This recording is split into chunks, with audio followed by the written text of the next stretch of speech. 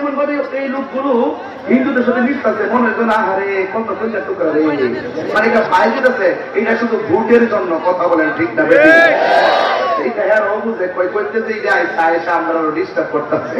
আমরা যাই পূজা করলাম বলে একটু নাইচা নুচা গান গাইলাম বলে এই আর আমরা ডিস্টার্ব করতেছে। কথা কোন ঠিক না বেশি? এই দেশের একমাত্র সম্প্রীতি বান্ধব বক্তা এলাম আমি।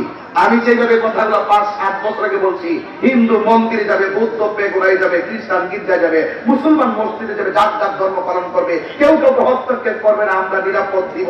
তাই বলে আমাদের মুসলমানদের অস্তিত্বের জলাঞ্জলি যারা দিয়ে ইসলামকে কলুষিত করতে চায়, এদের সাথে কি আমাদের সম্পর্ক থাকতে পারে? আরে দুটো সম্পর্ক থাকতে পারে? ও বন্ধুরে, এই জন্য আমি বলেছি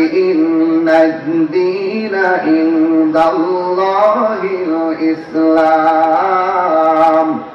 আল্লাহ রাব্বুল আলামিন বলেন, নিশ্চয় ইসলাম হলো একমাত্র মনোনীত ধর্ম।